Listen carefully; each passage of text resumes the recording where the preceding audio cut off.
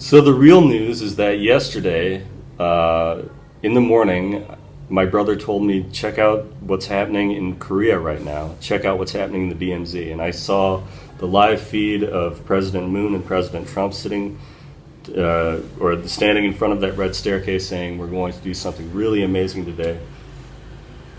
And there weren't many journalists there. It was a very surprise thing. Excuse me. And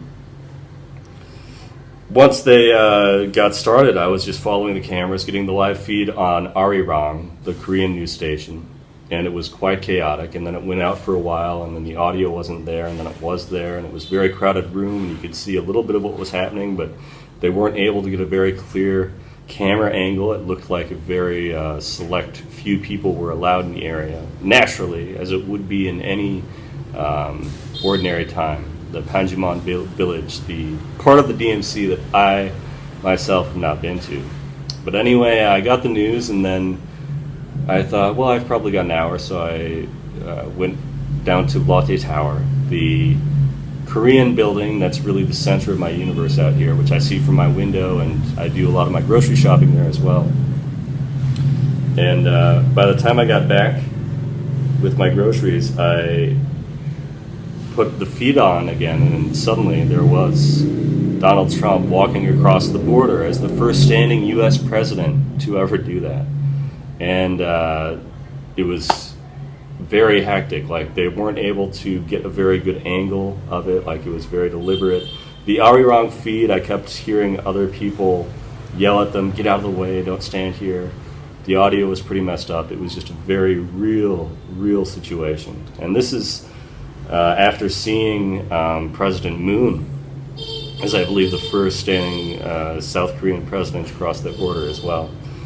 And so then the big three of them, Trump, Moon, and Kim, stood together, and they were talking, and it really looks like it's going to happen before the end of his first term, that there's going to be a peace treaty, and that the end of a 66-year war is right around the corner. And I can't express how happy that makes me feel. Because I remember living in South Korea in 2008, 2010, and there were still terrorism fighting. This was back when Kim Jong-il was still alive and in power. Hostage taking, ships being blown up, missile tests every few weeks. Like, it affected the price of the won, I remember, so I'd have to time my savings around, or whenever I sent money home, I would have to time that around missile tests for a while, actually, because people were worried. There was this constant fear that war would break out. I remember a shipload of kids was sunk by North Korean fire in the West Sea. And seeing the president, Lee Myung-bak, at the time, he was crying on camera and just thinking, this is it. This isn't going to last long. We all needed contingency plans. We were all planning possible evacuation of North Korea or South Korea. And now to think of how far this has come, and yeah, there's still weird stuff, and the media keeps dumping on Trump.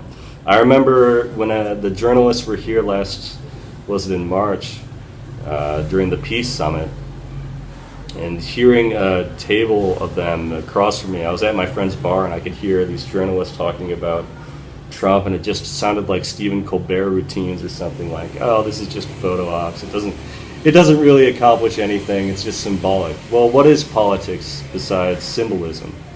What is it besides pageantry? And why isn't that considered?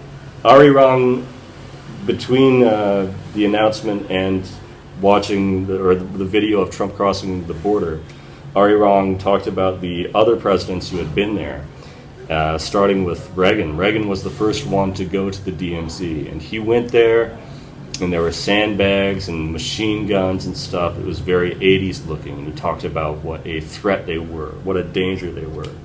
Same thing happened with each successive president.